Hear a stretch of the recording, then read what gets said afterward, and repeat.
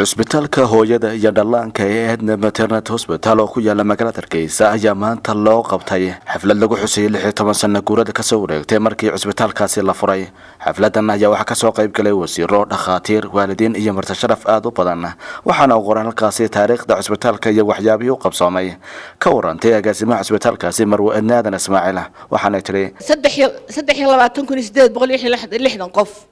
waa lagu daweeyay 22,295 caruura ayaa ilaa bishii December noogu dhalatay 22,295 caruura ayaa ku dhalatay waxaanu ku daweynay oo kale 215,000 ayaa 250 qof oo kale oo outpatient ka lagu daweeyo maalintii marka la qiyaaso 16 sanadood waa ugu yaraan 100 qof baa maalintii yimaada 242 shay baad baan qaranka u tababar 465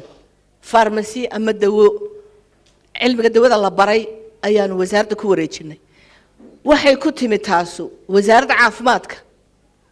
oo naga codsatay in si farmasiyaasha yoomka ayaam loo xisaabiyo oo loogu sameeyo sharci inaan cidaan dawada baranin aanay dawada dad siinin buka noo tababara shaqaale 500 noo tababara baa leeyahay ilaahay baa mahadaale manay suura gasheen waxa aan tirinaya in leeyahay kanaanu qabanay keeraanu qabanay anagu maanu qaban waxa qabtay horta ilaahay baa noo suura galiyay waxa qabtay nidaamka ka jira dalkayga Somaliland nidaamka jira nabadgelyada jirta nidaamka dawliga ee sharciyeynaya qaar ka mid ah waalidiinta ubadkooda lagu daweeyo cusbitaalkaasi iyo dhakhaatiirta ka howlgasha cusbitaalka Edna ayaa iyaguna halkaasi ka sheegay sida cusbitaalka Edna uu yahay hormuud ay ku soo hirtaan shacabka Soomaaliland wasiirada deegaanka Marwo Shukri Xaaji Ismaaciil Bandare iyo shaqagelinta yaarimaha bulshada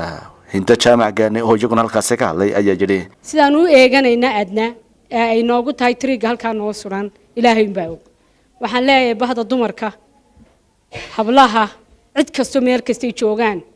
adna inay laabta ku hayaan waqti kasta u duceeyaan inaga waxay inooga tagaysaa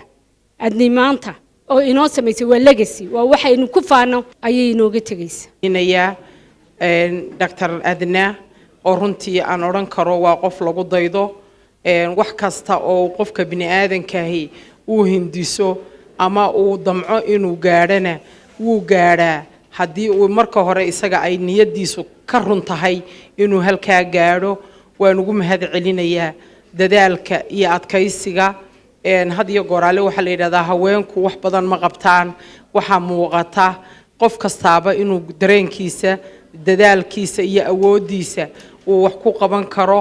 gunaanadkiina waxa halkaasi muraayadaha aragga lagu gudoonsiiyay 27 arday oo wax ka dhigtay iskuulada dawladda kuwaas oo dhakhaatiir ka socota cusbitaalka Edna Maternity Hospital oo ku booqday goobahooda waxbarasho isla markaana la cabiray kuwaas oo uu cusbitaalku ka bixiyay muraayadaha saaka la gudoonsiiyay sidoo kale waxa iyaguna shahaado sharafyo lagu maamuusay dhakhaatiirta iyo shaqaalaha cusbitaalkaasi oo intii cusbitaalku jiray